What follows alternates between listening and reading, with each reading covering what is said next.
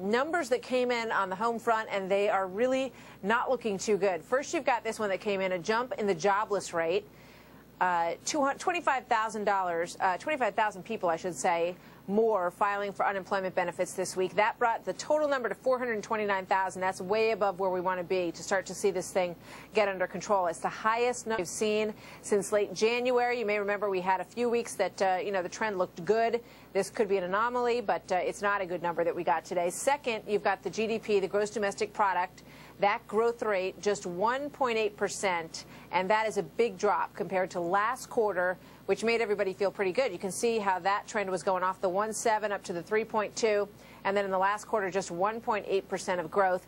Also not the trend that you want to see in GDP percentage gains there. So we are very happy to be joined today by Simon Rosenberg, who is the president of NDN, a leading progressive think tank and former President Clinton campaign advisor.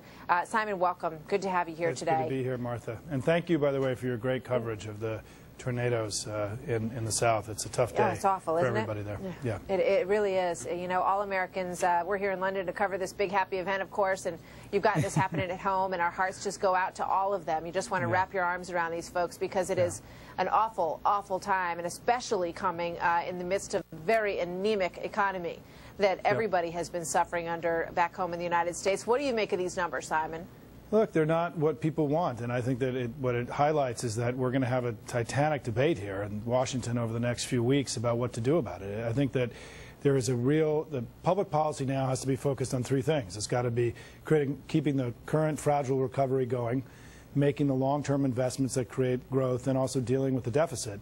And I think we're going to have to be cognizant that with rising energy and food prices, with the continued weakness in the housing market, sort of the irresponsible threats that we're hearing from some about potentially, shutting down the government and over the debt ceiling, that, there's some dark clouds in the economic horizon now. And I think it's going to force policymakers to reevaluate some of their positions and make sure they're taking prudent steps to keep things going in the short term.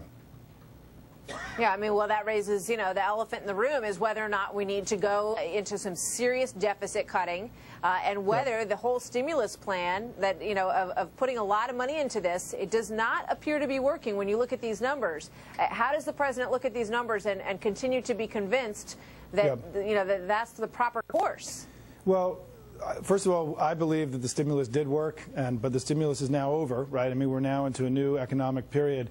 And I think the real question is going to be, Martha, is, Goldman Sachs has said that if there is more cutting than we've already done, it could actually push the economy back now into a double-dip recession. And so one of the debates I think we're going to see in the next few weeks because of the debt limit conversation that's coming is, are we going to take steps that could actually guarantee us returning to a recession? That's what the Republicans are arguing for. My belief is that the Republican Party's position will guarantee that we return to a recession. The president's position is actually trying to make sure this anemic recovery gets better in the next few months. And I think that's really where the battle lines are going to be when Congress returns on Monday.